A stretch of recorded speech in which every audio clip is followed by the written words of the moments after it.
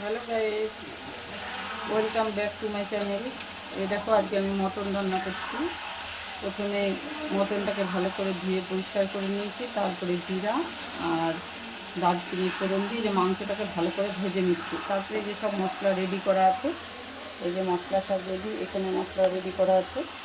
তারপরে মশলাটা দিয়ে আবার তোমাদেরকে দেখাচ্ছি, দেখতে থাকো। এই যে এখন মাংসগুলো ভাজা হয়ে গেছে, এই যে লবণ দিয়ে দিয়েছি। এখন এই যে রসুন আর পেঁয়াজগুলো দিয়ে দিচ্ছি। রসুন আর পেঁয়াজগুলো দিয়ে আবার ভাজা হবে, তারপরে আবার মশলা দেব।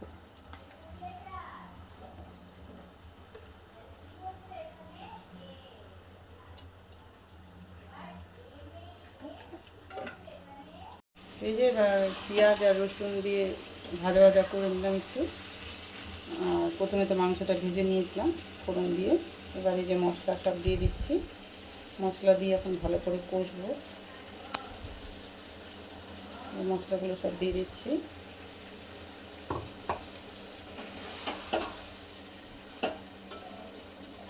সবাই তো এক এক রকমের পদ্ধতিতে করে, আমি আবার এইরকম পদ্ধতিতে করি। তোমরাও করে দেখবা কেমন হচ্ছে।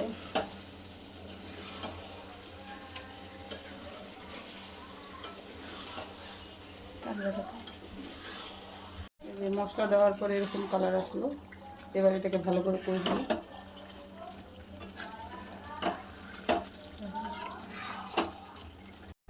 এই ফাইনালি এখন এই যে মাংসটা এরকম লুক আসলো। আর আমার ভিডিও যদি ভালো লেগে থাকে, সবাই লাইক, কমেন্ট, শেয়ার এবং সাবস্ক্রাইব করে দেবেন। সবাই সবার পাশে থাকুন এবং সবাইকে এগিয়ে যেতে সাহায্য করুন।